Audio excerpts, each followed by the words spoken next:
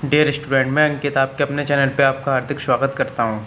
जैसा कि कल हमने लैब बाइंडिंग पढ़ा था, उसमें हमने क्या देखा था, उसको डिज़ाइन करना देखा था और उसके बारे में सारी बातें डिस्कस की थी। ठीक है, तो लैब बाइंडिंग में हमने क्या बताया, कॉइल्स और कम्यूटेटर सेगमेंट एक दूसरे के बराबर होते हैं। लैब बाइंडिंग का यूज क्यों करते हैं हम लोग? लैब बाइंडिंग का यूज हम लोग इसलिए करते हैं क्योंकि हमें लो वोल्टेज और हाई करंट की आवश्यकता होती है, इसलिए हम लोग लैब बाइंडिंग का यूज़ करते हैं। और इसमें number of parallel path number of poles के बराबर होते हैं ना, ये हमने लैब बाइंडिंग में डिस्कस किया था। अब लैब बाइंडिंग में होता क्या है कि वोल्टेज और करंट के कारण अनबैलेंसिंग आ जाती है। इसके अंदर अनबैलेंसिंग आ जाती है, मतलब कहीं वोल्टेज ज़्यादा हो जाता है तो कहीं कम हो जाता है। तो उस अनबैलेंसिंग को हटाने के लिए हम लोग इसके बीच में क्या लगाते हैं, एक हम लोग कॉपर के मोटे तार की एक इक्वलाइज़र रिंग लगा देते हैं। जिसने कल वाली वीडियो ना देखी हो वो देख ले, ठीक है, तभी आपको ये चीज़ें समझ में आएंगी।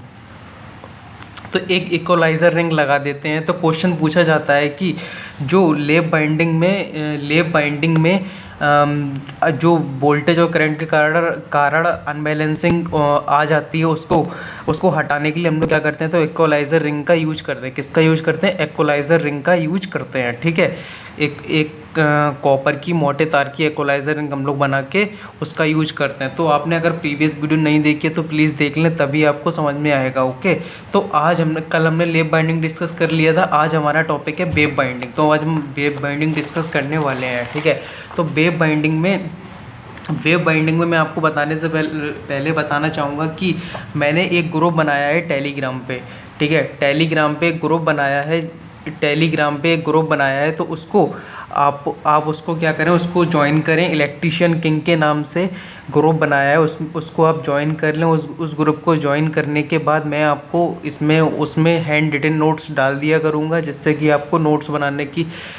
आप नोट्स आसानी से बना सकते हैं। ठीक है, तो इसलिए आप उस ग्रुप को ज्वाइन करें।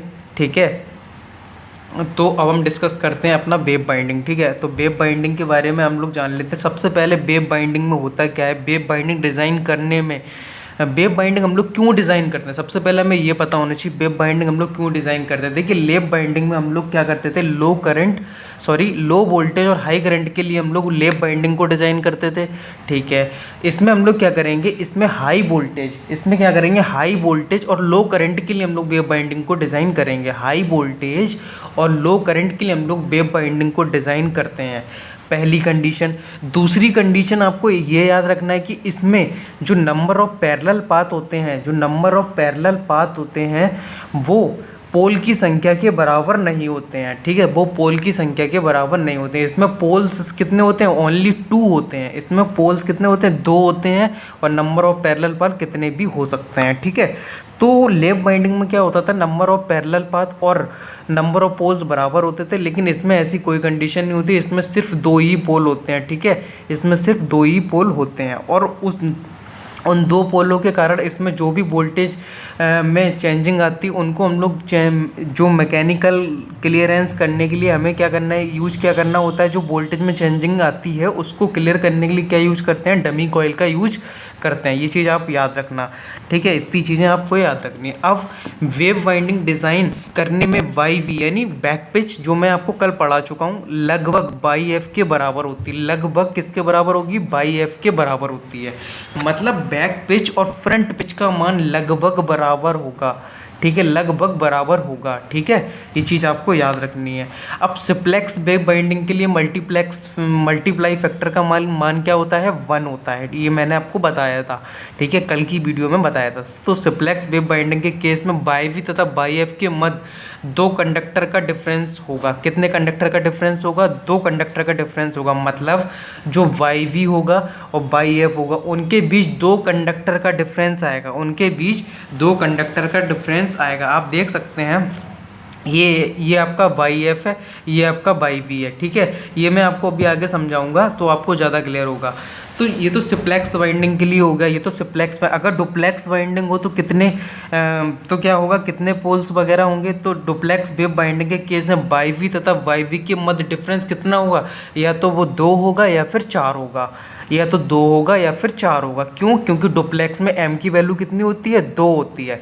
डुप्लेक्स में m की वैल्यू कितनी होती है? 2 होती है। ये चीज़ आपको क्लियर है। सिप्लेक्स में m की वैल्यू कितनी होती है? 1 होती है। ये बात ठीक है। चलो, अब इसका यूज हम लोग क्यों करते हैं? यह हाई वोल्टेज तथा लो करंट के रूप में यूज की जाती है। इसमें पैरेलल पाथ 2 ही होते हैं, मतलब a बराबर 2। ये चीज़ क्लियर हो गई होगी। अब हमने क्या किया, हमने 5 पोल ले लिए, north pole, south pole, north pole, south pole, north pole. ये चीज़ हमने 5 पोल ले लिए। तो इसमें क्या है, हमने इसमें एक कुंडली बनाई, एक कॉइल बनाई, जिसको हमने नॉर्थ से लेके साउथ तक कनेक्ट किया। तो जो इन दोनों के बीच की दूरी है उसको हम बोलते हैं बाई वी, बैक पिच, ठीक है। और जो इन दोनों के बीच की दूरी है उसको क्या बोलेंगे हम? बाई एफ बोलेंगे, मतलब फ्रंट पिच, ठीक है।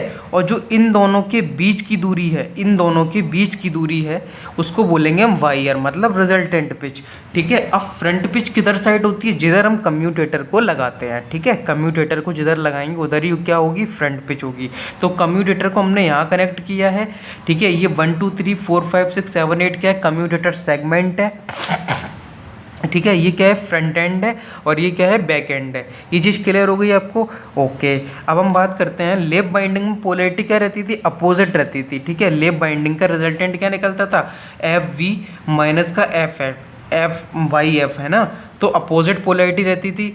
और वेव बाइंडिंग भी पोलैरिटी कैसी रहती है? एफ आर वाई आर बराबर Y V plus Y F, ठीक है। तो इसकी पोलैरिटी कैसी रहेगी? सेम रहेगी, मतलब ये पॉजिटिव रहेगा और इसमें क्या रहेगा? नेगेटिव रहेगा। लेफ्ट बाइंडिंग में फॉर्मूला हमने कल पढ़ा था ना, वाई आर बराबर वाई वी माइनस का वाई एफ होता है, और वेव बाइंडिंग में Y V plus Y F होता है, ठीक है। ये चीज़ आपको क्लियर हो गई होगी, ठीक है। तो क्वेश्चन पूछा जाए कि हम फ्रंट एंड किधर साइड को मानते हैं, तो फ्रंट एंड हम लोग कहाँ मानते हैं? जहाँ पे कम्यूटेटर लगा होता है। तो देखिए कम्यूटेटर लगा है, बैक एंड कहाँ है? ऊपर साइड है बैक एंड, ठीक है। तो आपके लिए 2 चीज़ें इंपॉर्टेंट हैं कि वेव बाइंडिंग का यूज हम लोग किस लिए करते हैं? वेव बाइंडिंग का यूज करते हैं हाई वोल्टेज तथा लो करंट के लिए हम लोग वेव बाइंडिंग का यूज करते हैं। इसमें number of parallel path poles के बराबर नहीं होते हैं, इसमें सिर्फ 2 पोल होते हैं, ठीक है। इतनी बात आपको याद रखनी है, और आपको कुछ भी याद नहीं रखना है, बाकी चीज़ें आप अच्छे से पढ़ लेना, समझ लेना, ठीक है। अब हम आगे की चीज़ों को डिस्कस कर लेते हैं एक बार, ठीक है। आगे की चीज़ों को डिस्कस करते हैं। इसमें क्या है, इन केस ऑफ लेफ्ट बाइंडिंग हमने देखा था वाई ए बराबर, कल हमने जो लेफ्ट बाइंडिंग पढ़ी थी तो उसमें देखा था वाई ए बराबर Y V plus Y F upon 2 और Z upon P, Z of number of conductor और पी क्या है, पोलों की संख्या।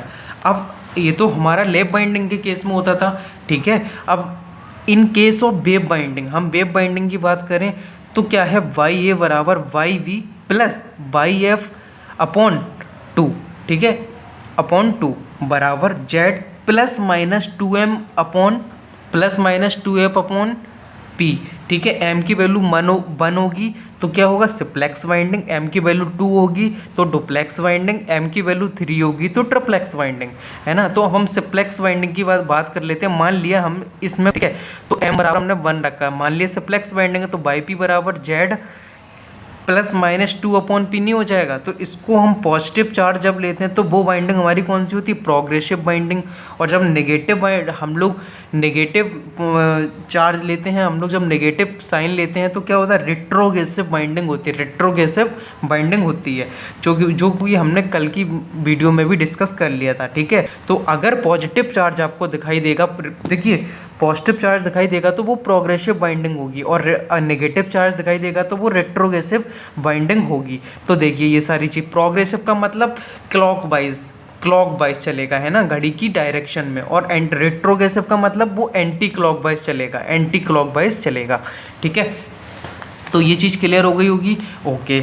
अब कम्यूटेटर, हम पिच की बात कर लेते हैं। कम्यूटेटर पिच क्या होता है, कम्यूटेटर पिच भी हम आपको समझा देते हैं। कम्यूटेटर पिच क्या होती है, जो इन दोनों के, ये 1 सेगमेंट और 2 सेगमेंट के बीच की जो दूरी होती है उसको हम कम्यूटेटर पिच बोलते हैं। उसको क्या बोलते हैं, कम्यूटेटर पिच बोलते हैं, ठीक है, कम्यूटेटर पिच बोलते हैं। वो किसके बराबर होती है, commutator pitch number of poles की दुगनी होती है। मतलब अगर पोल 2 हैं तो कम्यूटेटर पिच कितनी होगी, अगर देखिए मतलब कम्यूटेटर पिच पोल पिच की दुगनी होती है, पोल पिच की दुगनी होगी, ठीक है, पोल पिच की दुगनी होगी। अगर पोल पिच 1 है तो कम्यूटेटर पिच 2 होगी, पोल पिच 2 है तो कम्यूटेटर पिच कितनी होगी, 4 होगी। ये चीज़ आपको याद रखनी है, ठीक है। अब बाई सी बराबर, जब भी हमें कम्यूटेटर पिच की वैल्यू निकालनी होगी तो इस फॉर्मूले से हम लोग निकाल सकते हैं number of conductor plus minus M upon P upon 2, ठीक है। अब हम एक एग्जांपल मान लेते हैं, Z बराबर Z number of conductor, M का मतलब 2, M बराबर 2 है तो कौन सी वाइंडिंग हुई है, डुप्लेक्स वाइंडिंग, ठीक है। M बराबर 2, P बराबर 4, मतलब पोल हमने 4 ले लिए। अब इसी में हम इस फॉर्मूले में इस वैल्यू को रख दें, Z बराबर नंबर ऑफ कंडक्टर हमने माने थे तो हमने 14 रख दिया, प्लस माइनस का साइन यहाँ था तो प्लस माइनस का साइन लगा दिया। फिर क्या था भाई, हमने M की वैल्यू 2 ली है तो 2, डुप्लेक्स के लिए 2 लेते हैं, P की वैल्यू कितनी है 4 तो हमने 4 ले लिया, ठीक है। तो यहाँ से बाई सी की वैल्यू कितनी आ जाएगी, एक वैल्यू तो आ जाएगी 14 प्लस 2 अपॉन 2, ठीक है। तो वाई सी की तो 8 आ जाएगी और दूसरी वाई सी की वैल्यू जो हम निकालेंगे तो 14 माइनस 2 अपॉन 2, ठीक है।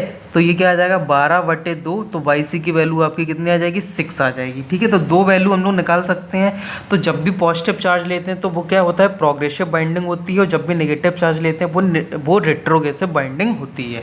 तो ये चीज़ तो हमारी किसकी थी, वेव बाइंडिंग के केस में थी, ठीक है। तो अब इसमें इंपॉर्टेंट क्या है मैं आपको बता देता हूँ, इसमें आपको क्या याद रखना है। वैसे तो आप फॉर्मूले याद रखना, फॉर्मूले याद रखने के बाद आपसे दो चीज़ें पूछी जा सकती हैं कि प्रोग्रेसिव बाइंडिंग में कौन सा साइन लेते हैं और रेट्रोग्रेसिव साइन में कौन सा साइन लेते हैं। तो प्रोग्रेसिव बाइंडिंग जब भी होगी तो वो हम लोग पॉजिटिव चार्ज लेंगे, रेट्रोग्रेसिव में नेगेटिव चार्ज लेंगे, ये चीज़ क्लियर। और इसमें हम लोग इस बाइंडिंग का हम लोग यूज क्यों करते हैं, इस बाइंडिंग का यूज हम लोग इसलिए करते हैं क्योंकि हमें क्या होता है कि हमें वोल्टेज की ज़्यादा आवश्यकता होती है और करंट की कम आवश्यकता होती है, इसलिए हम लोग रेट्रोग्रेसिव बाइंडिंग का यूज करते हैं, ठीक है। ये चीज़ क्लियर हो गई होगी। तो रेट्रोग्रेसिव बाइंडिंग वेव बाइंडिंग का हम लोग यूज करते हैं, हमें वोल्टेज की ज़्यादा आवश्यकता होती है, करंट की कम आवश्यकता होती है, इसलिए हम लोग वेव बाइंडिंग का यूज करते हैं, ठीक है। और इसमें number of parallel path number of poles के बराबर नहीं होते हैं, इसमें पोल्स की संख्या 2 होगी, ठीक है। ये चीज़ आप याद रखना, ओके। अब आपको बाइंडिंग डिज़ाइन करना हम आपको नेक्स्ट क्लास में बताएंगे, ओके। अगर आपको कुछ भी समझ में ना आया हो तो आप वीडियो को डिसलाइक भी कर सकते हैं, और अगर आपको समझ में आया हो तो हमारे चैनल को सब्सक्राइब कीजिए, लाइक कीजिए और अपने दोस्तों के साथ भी शेयर कीजिए, और हमारे टेलीग्राम ग्रुप को भी ज्वाइन कर लीजिए, जिससे कि